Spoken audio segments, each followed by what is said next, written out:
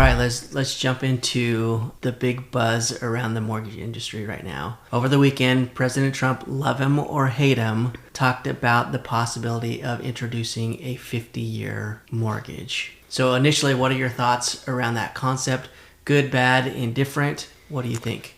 Yeah, I mean, my initial thought was like, personally, I've been thinking about that as a solution for a while. So I was like, oh, yeah, I mean, great idea. I didn't really know if, like, sometimes he kind of just says things off the cuff. And I'm like, did he say he was working on this? Or is it something that he's just, yapping? But it sounds like it's something that he and the Pulte guy, the director of FHFA. Yeah, so they're the ones that control Fannie and Freddie, and it's all a whole mortgage-backed security. There's like a whole layer of housing economics in our country. But it sounds like that guy is saying like they really are working on it. So I think that could it help people get into homes with affordability? I mean, we have a huge affordability issue in our country. To be honest with you, it is a problem, right? There are a lot of people out there that are just priced out of the market. Right. Whether that's because home prices have shot up, interest rates have shot up. I mean, would people be able to afford more? Obviously, if rates came down, if there was a big crash, obviously that would help affordability. But I don't. And it screws so many people, if there's a big crash. But I don't anticipate that there's going to be a big crash. Like, I think people think about like the market crash in 2008 and 2009. Well, we're not in that market where people were getting what they were terming liar loans and things like that. Like, everybody nowadays has to go through the process of actually qualifying, showing their income, showing that they can actually afford the house that they're buying or getting a loan on, right? Like in 2008, 2009, I mean, it was basically, tell me what you make. Okay, we're going to accept that if your credit score is good, Yeah, sounds great. So that was the problem with that market crash. I mean, could there be like a correction to some extent? Sure. But I don't anticipate like there's going to be like a big like market crash. Right. Yeah. I think we're already in the correction. We're already in that, like there's always real estate cycles. We're already in a cycle. So at what point we come out of it, I'm not sure. Maybe this would help us come out of it. The issue right now, there is affordability, but also there's not enough inventory. So the idea that a 50-year mortgage would like reignite the real estate market, like, okay, but if there's not enough housing, then it doesn't matter a lot. And then what happens is the price of houses come up. Well, we'll get into that. We'll get into that in a little bit as we go over some of the pros and cons. But yeah, that's going to happen. But I do agree with you. I do think that there is a housing correction that is going on over the last maybe 12 months or so. I mean, you look at my brother who just recently closed on a house. Originally, I mean, that house has been on the market kind of off and on probably over the last 12 months, I would say. Yeah. And it started out basically $115,000 more in their asking price than what he actually ended up paying it. What he ended up purchasing it for. And I think my brother, for example, I mean, he has been like, I'm going to wait for the crash. I'm waiting for the crash. And I think either you or I said something to him like, dude, this is happening. Yeah. Like, how much more do you think it's going to go down? You do realize that their original offer was this, and now it's this. Yeah. That's $100,000 less than what they were originally asking. That is the correction. Right. So we're in the thick of it. So, but I think getting back to the 50-year mortgage, I think that that's a really important thing to talk about, because we know that, I don't know if you want to talk about the pros and cons, or if there was something else. Let's just, I mean, if there's more that you have to add, great. If not, we can jump into some of the pros and cons of 50-year mortgage. Sure. Yeah. So the pro would be that smaller payment, right? You're taking it out 20 more years, so the payment's going to be less.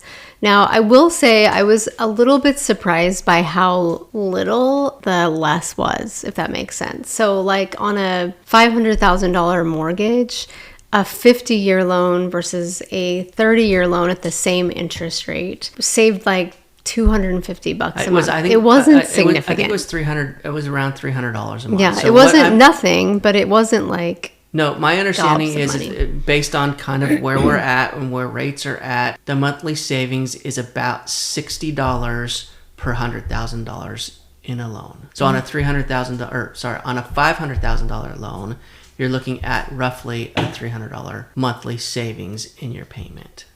Okay. Yeah. And so obviously the bigger the loan amount, the more you'll save every month, but your house payment's also going to be much bigger. So I was a little bit surprised by that. And some of it I think is because the difference between a 15-year mortgage and a 30-year mortgage is pretty significant. And so I think for it to be really impactful, it might need to be a 60-year mortgage, honestly. But that being said, it could be a really good entry point if people are like, I can't afford this, I can't qualify for this payment, but I could qualify at this payment for the same price of a house. So it may be kind of an entry point for people. And so I think that it could be a good stepping stone for people, really. Yeah, and I think the thing that you got to take into account, too, is, I mean, obviously you're paying interest. So on a 30-year, you're paying interest over a 30-year period. Now you're extending that out an additional 20 years. So the interest that you're paying on that home over 50 years is going to be substantially higher than, I mean, on a 30-year, it's a lot of money that you're paying over that 30 years. I mean, typically it's about double what you purchased the house for. Sure. And so that's just going to be that much higher of interest. So you're going to build equity less quickly on a 50-year as opposed to a 30 or 20 or a 15, obviously. Because it's important for people to know that when you make your house payment, it's really front-loaded interest for a long time, maybe 10 years into the loan. And so, I always will get calls from clients like, oh, so much of my payment's going towards interest. And it's just the way it is. And the more you pay it down, there is a point where you start paying more on your principal than you do on your interest, but it's pretty far into it. So the reason why you build equity slower on the 50 years, because you might have a $3,000 house payment and $100 is going to actually pay the loan off. So, I mean, it's a lot. It's a lot to think about. I think and there are ways to remedy that, right? I mean, you could pay extra. Yeah, if you got a bonus at the end of the year with your job, you could put your bonus towards, paying down your loan and building equity that way. So there are ways to remedy that, but let's be honest, most people don't do that. Yeah. I think another thing to keep in mind is most people move after within a 10-year time period. On the average, people are not in their homes even for more than 10 years. And within that 10-year time frame, you've probably refinanced two or three times. They say the average life cycle of a mortgage is 3 to 5 years, right? Most people aren't in a loan for that long of a period of time. I mean, most people have either refinanced, sold, or done something with that loan. 3 to 5 years is the average. Yeah, so you can always refinance from your 50-year mortgage into a 30-year mortgage. Just like right now, we'll get people who are in 30 years who want to go to 15 years. So that's not super common, but it's not also uncommon. We do a few of those every year that they want to just accelerate the speed at which they are kind of forced to pay their house off. You can pay your house off early anytime. You can always make a 15-year payment, or you could get a 30-year loan, but make a 50-year loan and make a 30-year payment. Nobody's going to tell you not to pay your house off sooner. Yeah. So, I mean, the nice thing about this would be that it would help people that, maybe are on the borderline of being able to purchase a house now. I mean, it certainly would help those people get into a home. And from qualifying, right? Qualifying and affordability standpoint, $300, when I first heard that, didn't seem like a huge amount on a $500,000 loan. But that could be the difference of somebody, getting in and not getting in. And, at least at that point, if they are in, they're now building their own equity as opposed to their landlords. Yeah. The other thing that kind of has struck me recently, so we just helped a client who got notice from their landlord that they had to move, and they had 30 days. So can you imagine, you've lived in a house they'd been in this house 10 or 15 years. So all the stuff you accumulate over 10 or 15 years, and the landlord says, all right, I'm going to sell the house. I need you to be out. I think maybe in California, they have a 60-day notice, but regardless, you have to find a new place to live. And so they found a new place to live. They bought a house. And so we just closed yesterday. And how impactful is it for them that they will no longer have to worry about a landlord who is controlling where they live and how long they can be there. And also, I would say whether or not something gets fixed. I mean, a tenant can always make a repair. It sucks because it's not it's a repair on something that isn't there. So a lot of times tenants don't want to, the air conditioning's broken. They don't want to put out tons of money to fix the AC because the landlord should do it. But sometimes the landlords are slumlords and they suck. So, but my point is sometimes it's not just about the financial investment of having a house. I think that that's definitely something to think about, that generational wealth of having something that you can pass down to your family. But I think there's something to be said about the stability that you have with your own house. The tenants have to worry about that notice of, 30 days, hey, in 30 days you're out. And, when they have their own home, and as long as they're making payments on time and paying the mortgage, they're not going to get some kind of a notice saying, hey, you're being evicted in 30 days. Right. Yeah. So, and I think there's something to be said for like kids that have stability in where their home is, where their school is, the familiarity of just feeling, obviously you have to pay your bills. If you don't pay your bills, then you can get foreclosed on. Like that's a whole different thing. But I think psychologically there's more to it than just how much equity you're going to have built up in this house. Yeah, and realistically with the 50-year, they're going to build up that equity a lot less quickly than they would with a shorter term loan, right? Yeah. Yeah.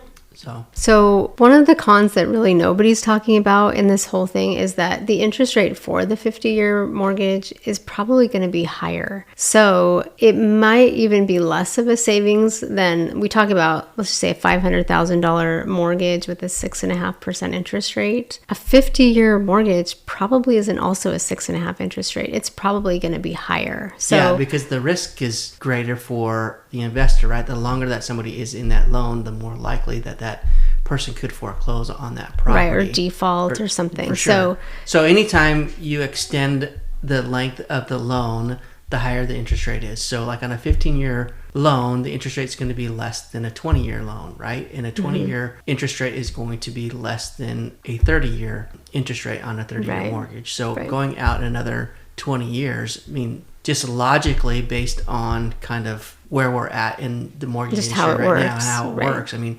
logically that interest rate is going to be higher than what a current 30-year so the savings isn't going to be as much between the 30 and 50 year. It'll still be there, but it's not going to be super significant. So I thought that was an important thing to bring up because it's not going to be a 50-year loan and a lower interest rate. It's just not. So Liz, I do believe that with the 50-year loan, it will certainly stimulate the home purchasing process, right? I mean, there are going to be more people that are going to be in the market because it's going to be more affordable for some. I think that there's thinking that it's going to stimulate, between 10 to 20% of more home buyers being able to get into the market. So that certainly is going to increase demand for home purchasing, which I think is a good thing, right? Yeah. But with that, there's cons. So when there's more demand for home ownership, what's going to happen with the housing market? Right, the prices go up, so it almost kind of shoots yourself in the foot, right? So my suggestion is if this does come out, get in early because the likelihood is the sooner you get in, the better, I believe, the better deal you'll probably get on a house because the longer it goes out, more people are going to be interested. And the more interested there are with people stimulating the economy from a home buying standpoint, I mean, obviously, the natural reaction is the cost of homes are going to go up. Yeah. I will say the one thing that I've noticed is that while some people may be enticed by the 50-year payment, that might spark a little bit like, well, maybe I'll explore what I can do. What I've noticed is because we actually have a 40-year loan that's interest only for the first 10 years. So it actually is a significant savings and anybody can get it. It isn't just like an investor product, like a first-time home buyer can get it. But most of them are not interested in it. Even though it saves them a lot every month, they realize that they're not paying their house down. And so, I think that ultimately there will be people that want to take advantage of 50-year loans, but I think there's going to be a lot of people that are like, gosh, I'll never pay my house off. And then they'll just figure out how to do it in the 30-year. So I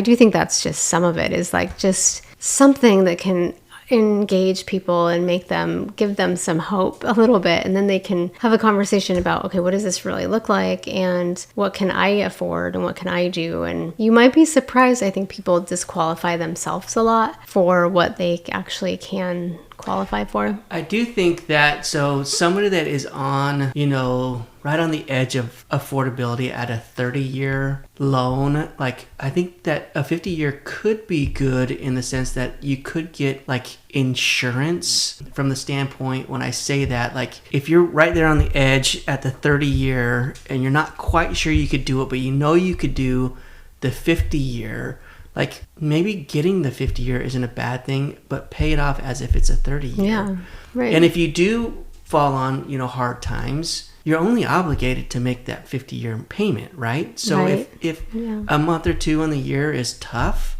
like, just make the 50-year payment as opposed to the 30-year payment that you're thinking that you could afford. So that's what I mean by insurance. Like, right. It buys you a little bit of cushion there, and, your comfort loan. Like, I'm going to stretch myself.